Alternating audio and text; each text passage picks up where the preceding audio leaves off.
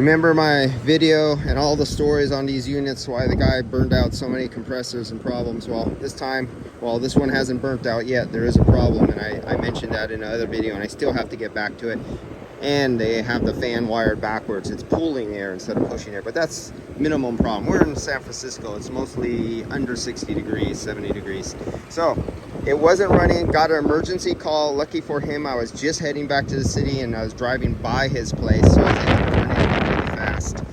I had low voltage, 25 volts going all the way up to here, and then I just took a guess. I just seen it was one of these cheap contactors, just a hunch on one of these cheap Colemans. These are this brand there.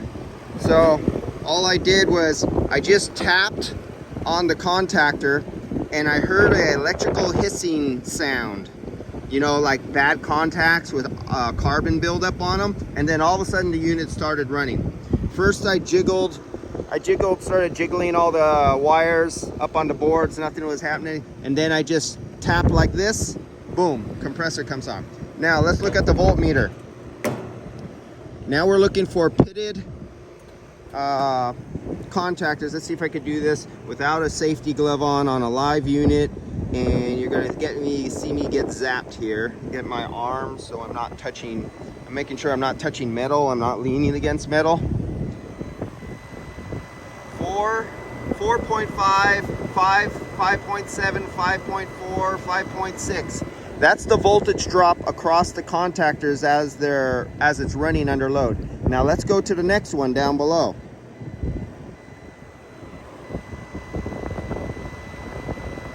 .3, 3.1, and it was actually lower. Yeah, there it goes. I'm getting it. 2.5. Okay, that one, okay. Not the greatest, but that's better than nothing. The other one, 5 volts, 6 volts drop across the contactor, is telling me there's high resistance under load. You're measuring it under load. You can also measure it taking the power off and then just energizing the contactor, and then you can read the ohm resistance across the faces of your contacts as they touch. They're all carbon and pitted. When you do that same test with no power, you'll have a higher ohm reading.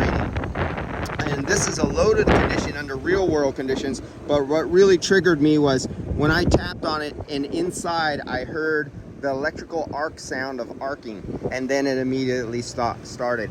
I'll take this apart later, but what I'm going to do is I'm going to get him a contactor. I got him up and running. It's going to happen again. He almost lost his room downstairs, but it didn't go too hot. It only went to 90 something. He lost that $70,000 room on the other one. And yeah, the guy who came in and serviced all these units, I've been doing them one by one, undoing all the damage he's done. But this has nothing to do with the guy who installed this. This is just a cheap contactor. But what can do this is if the unit is too big for the room or the house and you're cycling the unit off every 10 or 15 minutes, you'll eat the shit out of the points. The points will open and close and they'll arc and they'll wear themselves out. But this unit actually stays on pretty good, except in the night times. He's using it for night, so it cycles a bit in his nighttime hours when there's no load in the room. But during the day when there's a load in the room, it has long run times. So that I'm not worried about. So I'm going to get him a heavier duty contactor. I would, since it's an emergency, I would prefer to get one rated much higher, more amps, and there's actually a duty cycle. When you look up the specs on contactors, they have a duty cycle. Oh, actually, I might put a Sure Start in here. Let's go put a Sure Start in here. I'll go get a Sure Start, and I'll throw one of those in and be gone with it. That'll take care of that. I installed the head pressure controller in here because we're in San Francisco and this operates when it was 40 degrees, 50 degrees, and it wasn't working worth the crap and it couldn't handle the load and putting the load. But I think somebody came in here and tweaked with it because it's not running right.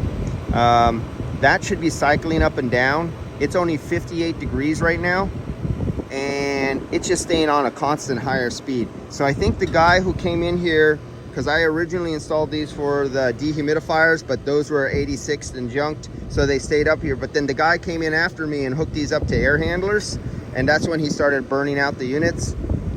And I think he couldn't figure out how the headmaster worked.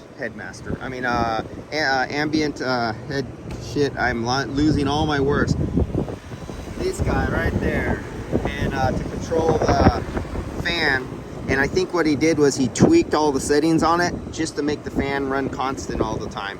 But then our 134 pressure, when it's only 48 degrees outside, 43 degrees outside, your head pressure drops down to low, to a pressure where you can't overcome the expansion valve to meter the refrigerant properly. And that's the purpose for those, because these units didn't come with low ambient kits on them. I had to actually add those on.